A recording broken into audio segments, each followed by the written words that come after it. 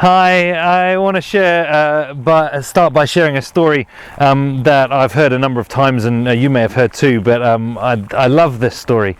And it's about a woman who goes into an ice cream store, and she orders her ice cream, and the door of the ice cream parlour opens behind her, and she can hear it sort of ring as the door opens, and she turns around and looks, and it's Paul Newman.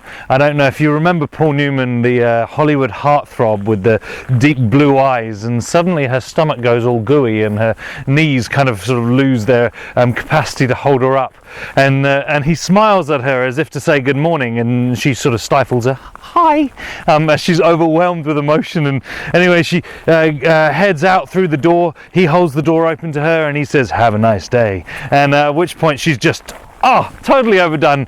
She heads outside, and she pulls herself to in a moment and says to herself, "What are you doing? You're a married woman. You've got 3 lovely kids. Why are you getting gooey over this Hollywood heartthrob?" But something happened to her, and then anyway she looks down at her hands and she realizes that she doesn't have her ice cream.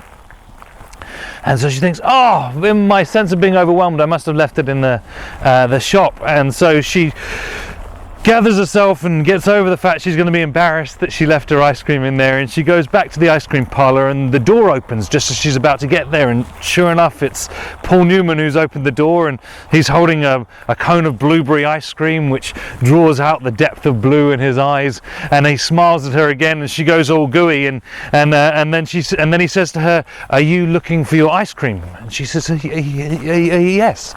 And he says, "I believe you put it in your handbag with your change."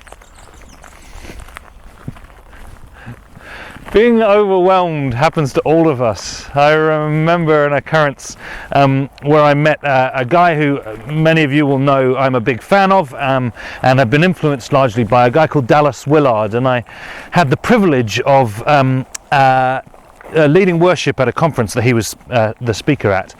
And the night before the conference we went out for dinner. I'm not quite sure why I was chosen in this select few to go out for dinner with Dallas, except that my mentor was mentored by Dallas, and so he'd kind of drawn me in amongst these other clever folk, and basically I didn't say anything the whole dinner. The conversation was way above my head, and but as we left the restaurant and headed back to the hotel where we were staying, my mentor kind of curated and caused this moment to happen where I suddenly had time with Dallas, just Dallas and I, and I had this kind of overwhelming sense that came all over me. I mean, I had been hugely influenced by Dallas. I'd read all of his books bar one at this point. I'd even sort of force read and soaked up Renovation of the Heart, which is a really hard book to read, in the 4 days before the conference.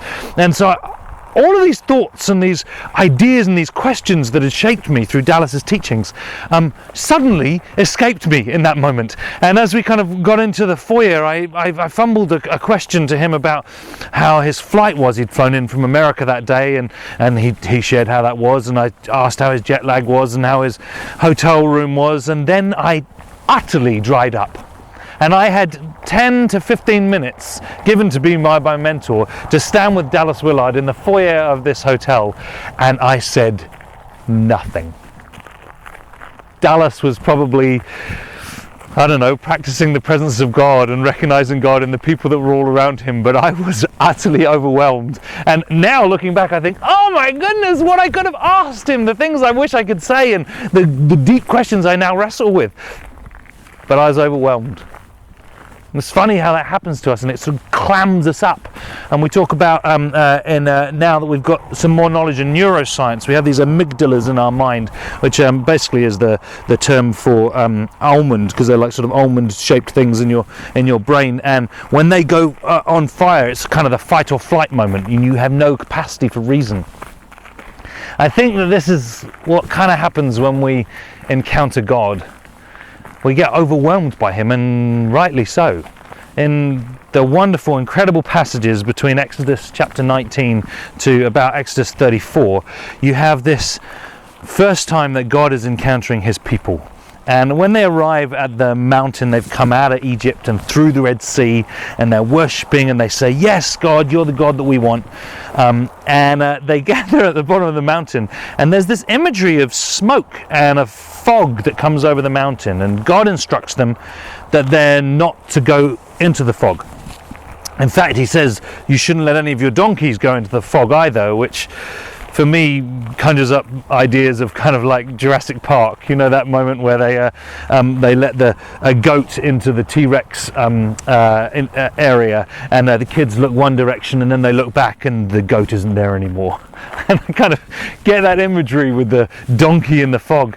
But the reason why this fog is here and the glory is there is because the power of God is so big and God is so vast. In fact, in the end of that time, towards Exodus 33 and Exodus 34, Moses has this moment with God where he says, don't take your presence away from us, and he wrangles with God, and God agrees with him, and then Moses is bold enough to say to God, God, would you show me your glory? I want to see it. And God tells Moses that it's actually not possible. He says to him in Exodus 33, he says, no one can see my face and live. No man can stand it. But what God allows him to do, what God allows him to see is his goodness. And his goodness actually happens to be displayed by God's back, or in essence the atmosphere after God has left. Because what happens is God squeezes Moses into this little cleft between two rocks, and as he's squeezed into this cleft between two rocks, God covers his face with his hand, and then he walks past, and then what happens is just as he walks past, he lets go of his hand, and Moses can see a glimpse of God's back and the atmosphere of where God has been. Anyway, this tiny snippet of a moment for Moses causes such an effect on him that a few days later, he comes down the mountain and his face is glowing. A few days later, after this snap encounter of the presence of God, his face glows so much that the Israelites, they don't just get confused by this, they are frightened of Moses. And he has to put a veil over his face because they don't want to encounter the power of God. Last week we talked about encountering God, not just thinking about God, but connecting with him. This is an overwhelming and scary thing, and rightly so. But it's what God invites us to do, and he does that by his mercy and his love. I want to read an excerpt from Richard Foster's book, Prayer. Just bear with me, it's a little bit of a section to it, but I find this really powerful and helpful to understand as we contemplate encountering God and his desire to encounter us.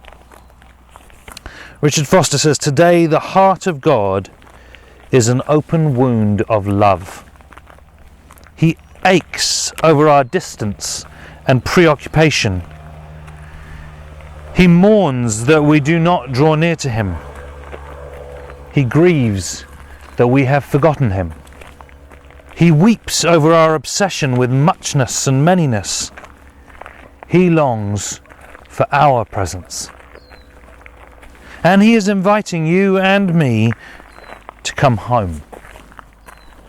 To come home to where we belong. To come home to that for which we were created. His arms are stretched out wide to receive us. His heart is enlarged to take us in. For too long we have been in a far country, a country of noise and hurry and crowds, a country of climb and push and shove, a country of frustration and fear and intimidation, and he welcomes us home. Home to serenity and peace and joy. Home to friendship and fellowship and openness. Home to intimacy and acceptance and affirmation. We do not need to be shy. He invites us into the living room of his heart, where we can put on old slippers and share freely.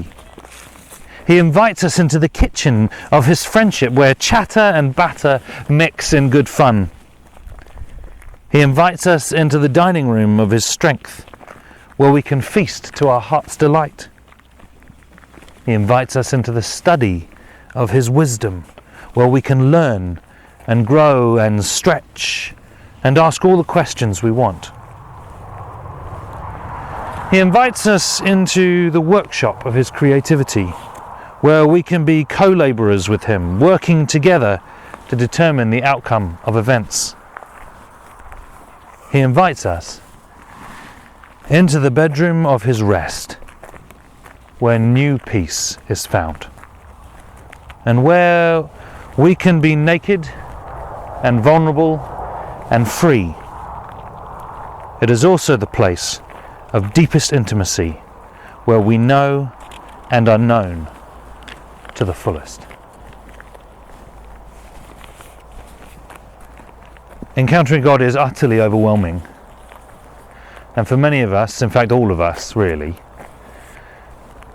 it's so overwhelming that we put it off and justify that for all sorts of reasons. But God invites us to meet him. His mercy tempers his power that we can encounter him. He shelters us with his hands so that we can catch glimpses of his glory, not just in the glory of his Son that we see, Jesus, but actually in the glory of the creation around us, in the beauty of a sunset, and the sound of the sea. He reveals himself in ways that we can encounter him. Over these 3 weeks we're looking at Psalm 1. We're in week 2. If you missed last week, you can jump onto our YouTube channel and catch the first session. And then we've got a third session next week where I'll be going into some of the practicalities of how to do silence and solitude. We're looking at silence and solitude, encountering God, and our kind of base camp for that is Psalm 1. And when we look at Psalm 1, I talked about this last week, on the surface it looks like there's two ways to live, basically a Jesus way or a not Jesus way. And the Jesus way flourishes and then the other way doesn't. But unfortunately life isn't as easy as that. You can't just choose the Jesus option every day, in every single moment. Life is full of multiple good choices or multiple bad choices, things that are costly or not, or difficult or not. But that actually isn't what Psalm 1 is saying. When you look at it deeply, it's talking about what we're rooted in and what comes out naturally.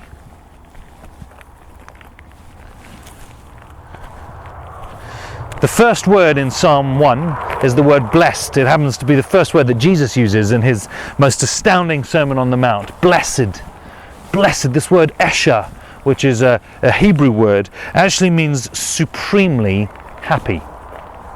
Isn't that amazing? Supremely happy is the one who follows in the way of God. Supremely happy. It's actually a plural word, which means in some cases kind of like multiple happiness, or even that your happiness multiplies and infects other people around you. Blessed is the one who does not walk in the way of the wicked, or stand in the way that sinners take, or sit in the seat of scoffers, but whose delight is in the law of the Lord. That one is supremely happy. Blessed is the one. And this isn't just for special godly people who choose to do silence and solitude, Thomas Merton reading types, but actually this is for everyone. As Spurgeon wrote in his teaching on this psalm, he says it doesn't say blessed is the king who follows in the way of the Lord, or blessed is the scholar or the rich. And that actually says blessed is the one. Spurgeon points out that this means that this is available for everyone, the poor, the obscure, and the forgotten. You and me, all of us can have this life of blessedness.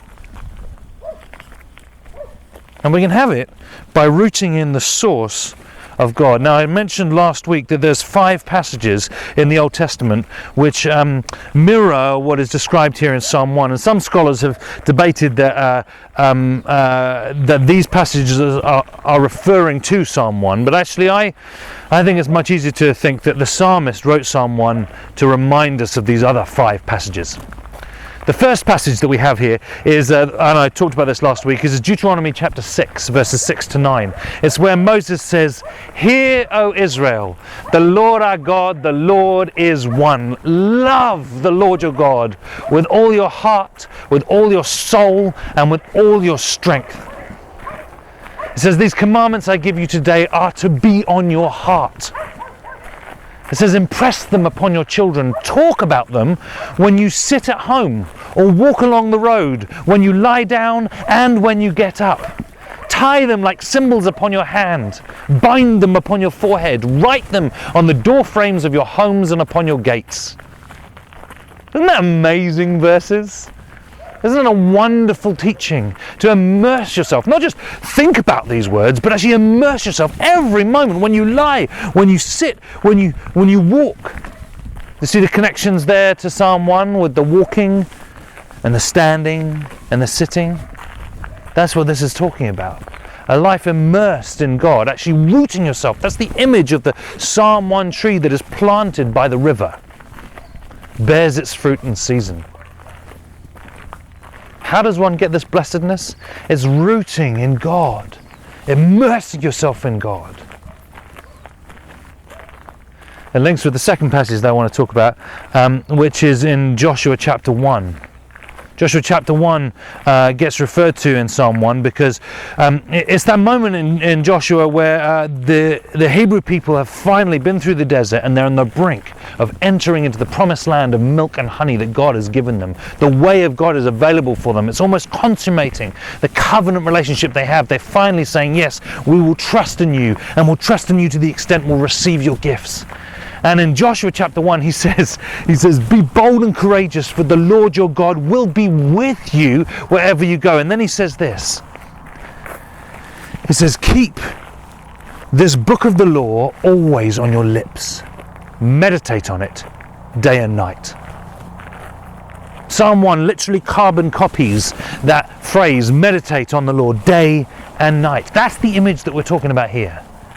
That this life with God, this courageous and bold life with God, is to be done by meditating upon His law. Now, meditating isn't just thinking and reciting it in your mind. It's not that I recite God's goodness in my mind. It's that I meditate and I think through it. What does it mean when God says, "Love the Lord your God with all your heart"? So all of my choices, all of them, I want them to be permeated with God. What does it mean to love the Lord my God with all of my strength? In my body. And it's not just so that I don't engage in the lusts of the flesh. It's actually, how do I orientate my body that when I wake up in the morning I want to pray, that I want to choose godly things for my body and for my mind and for my relationships? That's what it's referring to. The third passage of the 5 is comes in the bit where the psalmist declares, it says that the tree, everything that they do prospers. And again, that's a carbon copy of a phrase that we find in Genesis chapter 39. We're in the story of Joseph. You know Joseph in the amazing Technicolor Dreamcoat. Absolute wonderful story. And what happens is Joseph gets sold into slavery by his brothers, and he ends up going into Potiphar's house. And even though the environment around him is difficult, it says that all that he does prospers. Anyway, he ends up being wrongfully imprisoned, and we get this same phrase occurring again when he's in prison. He's in the dirty, yuck, horrible environment of an Egyptian prison, and this is wonderful. It describes in Genesis 39, it describes how the warden of the prison did not need to check on Joseph because all that Joseph did prospered. This is what the Psalm 1 tree, this life, is experiencing us about. Is trying to tell us that can happen.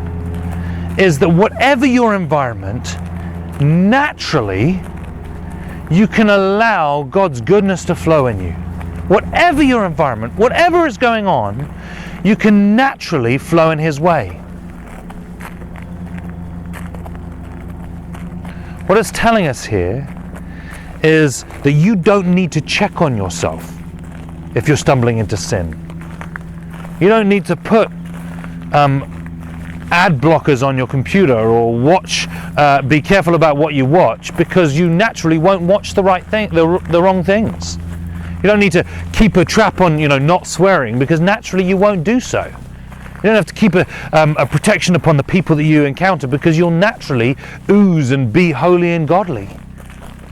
That's what we're describing out here. Like the warden in the prison, if you follow in the way of Jesus, if you nurture yourself in his law and meditate upon it day and night, you naturally will produce good fruit. This tree imagery of planting by the source actually again is referring to a passage in Jeremiah 17 and one also in Ezekiel 47. Those are the 5 passages that I think Psalm 1 is highlighting for us. And again, what they're talking about is, what is your source?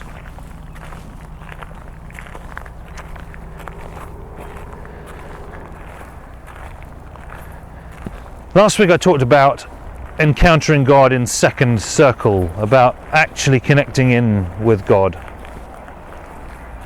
And that, as we've talked about today, is overwhelming. But God invites us to meet him here. This is where we need to allow him to be Lord over our minds. Talked about last week about the stories we tell ourselves and the habits of our mind that shape us, that God invites us to be transformed by the renewing of our mind. And that happens by silence and solitude.